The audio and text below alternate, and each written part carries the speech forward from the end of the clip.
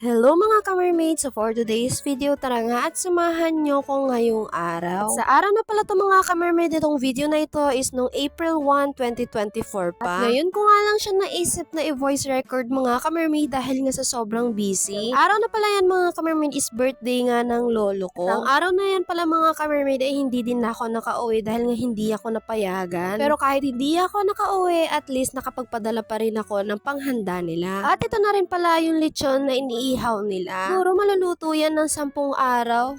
Char. First time nga lang namin maglechon ng ganito pero wala ako. Hay. Pero okay lang yun mga ka-mermaid. Yan na din pala si tatay para tumulong. Kakaawa naman talaga ang baboy na nakaganyan yung style.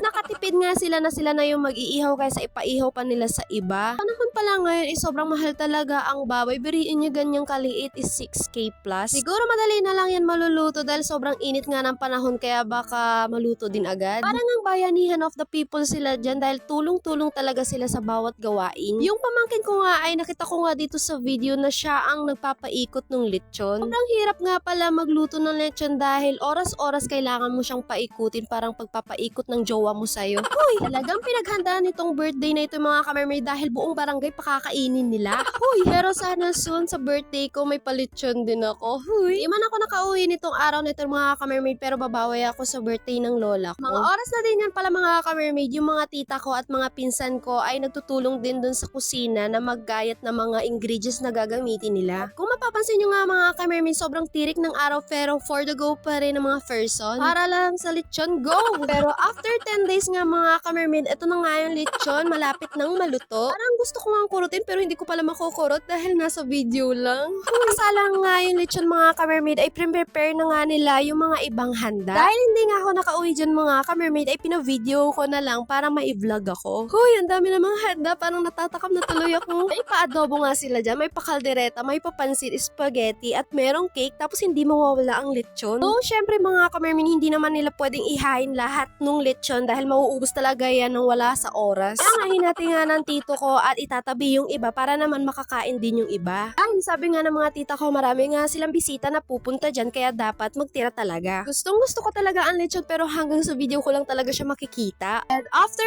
1 hour nga mga ka-mermaid, nandyan na nga yung mga ibang bisita at kumakain na nga sila. Part na nga yun mga ka-mermaid, yung iba nga ay nasa loob at yung iba nga ay nasa labas. Kasi nga mga ka-mermaid, hindi nga sila kasya dyan sa loob. Alam nga naman, pagsiksika mo naman yung sarili mo, diba? Uy! Dyan sa mga oras pala niyan mga ka-mermaid ay hindi pa nga dumadating yung mga ibang bisita ng lolo ko. Kaya kung gusto mo maging wise is magtira ka na lang ng mga ibang handa para dun sa mga susunod na bisita mo. Para syempre kahit papaano hindi naman nakakahiya, diba mga ka-mermaid? So siguro sa birthday ng lola ko is nandyan na ako. Huy!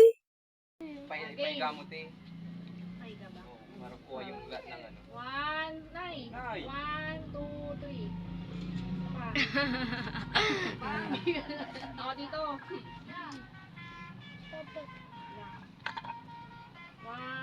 2, 3. Okay.